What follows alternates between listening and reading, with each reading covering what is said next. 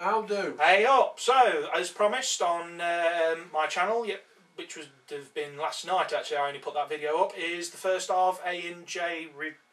Hang on a minute, we're in black and white. Oh dear. Oh no, I wonder why my blooming Firebirds t-shirt was... Yeah, right, hang on. Let's see if we can... Ah! Yeah! Too right! Hang on! Right. Glorious Technicolor. Yes. Right, so, obviously... Intro! Bring it in!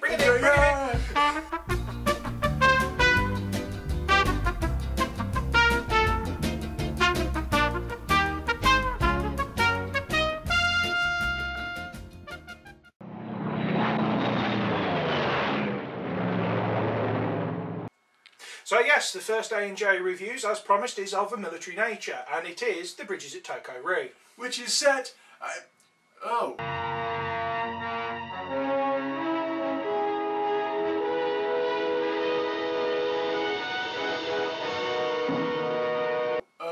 That's rather stole my thunder. But it is set on board the USS Oriskany, which is an Intrepid class carrier, pen number CV-34. Which of course is accurate for the era, because this movie was only shot in 1954, which was just the year after the end of the Korean War. So it's fairly accurate as things go, mostly because most of the things involved in this movie were shot at some point or another by angry North Koreans.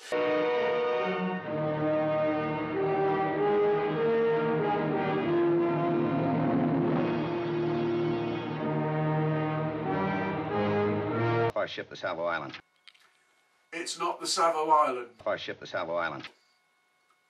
It's not the Savo Island. Ship the Savo Island. It's not the Savo Island. Ship the Savo Island. Ah! Ship the Savo Island. God damn it! God damn it! We appear to be suffering technical issues at the moment, so please stand by, and this review will resume in a minute or two.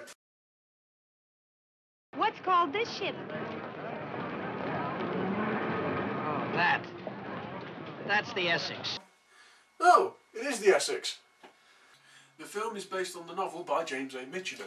And the reality is there isn't a place called Toko-ri in North Korea. It's actually a composite of missions that were flown during the winter of 51 to 52 and was basically aimed at destroying bridges in the very far north of Korea to stop the Chinese volunteers from invading and bolstering the beleaguered North Korean forces.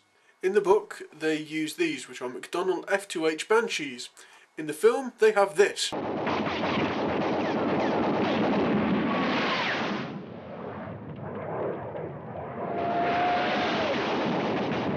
How cool was that? Ah, pretty awesome.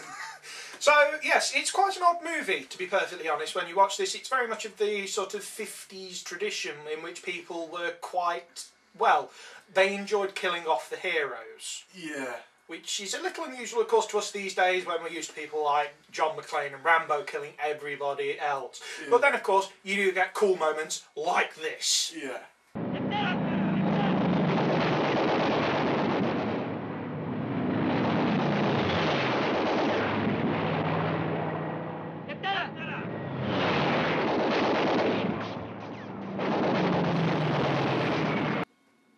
Well, I mean, alright, the character Mickey Rooney plays, he has a girlfriend, and then the morning after, he has another one, or possibly even two.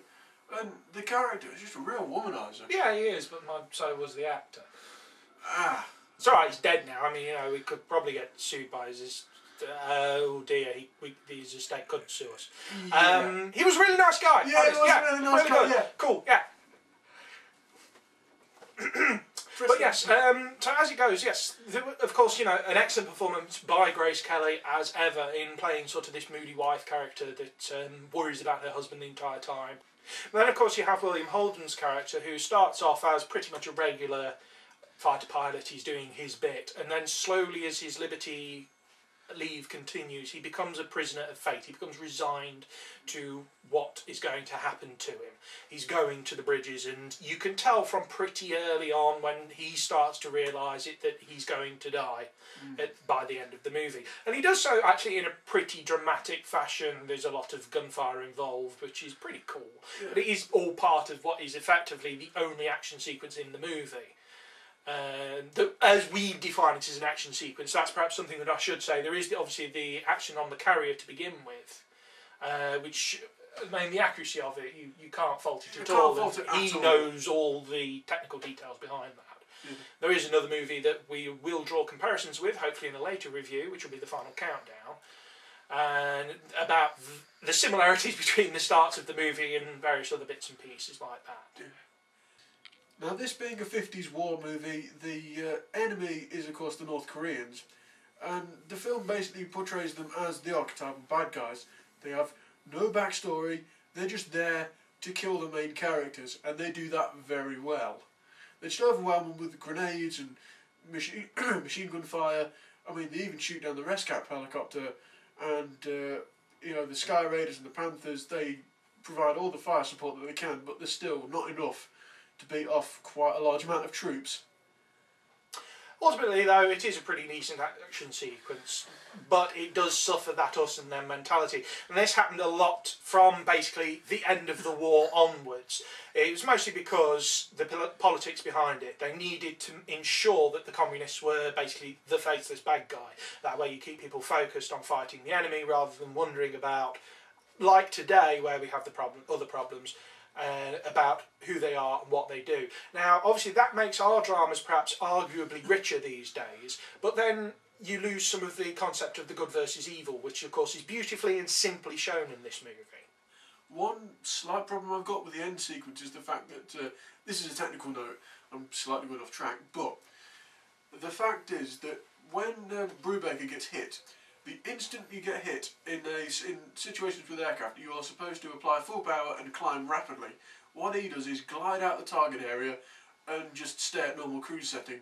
You're not supposed to do that.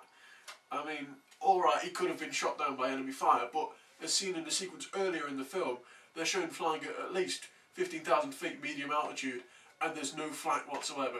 So, I mean, that remains unexplained, but okay, it ends in a very dramatic way, and it does round out the story. So subsequently, we're going to give it a 3 out of 5. It suffers a little bit in perhaps some of its pacing, because of course all the action comes in one big lump at the very end, which, while great, it does sort of cut the story shorter than you would have expected. Yeah, the ending is very, very abrupt, I found. It is, but you know, it is the sort of as you expect, all the heroes die and that's the end of the movie, because of course once everyone's dead, what story have you got?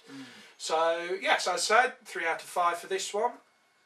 Yeah, I give it 4 out of 5. He's giving it 4. I'll give it 4 out of 5. Probably because of his accuracy. Is that right? The operations, accuracy, jets, it's just all the, and also the gung-ho macho stuff that you get in it as well. And Grace Kelly. And Grace Kelly. Actually, yeah, actually, I'll give it 3.5 because of Grace Kelly. So, there we go. That was actually the first AnJ review. We hope you've enjoyed it at least. Please subscribe to this channel. It's Harus 100. And hopefully we'll see you next time for another AnJ review.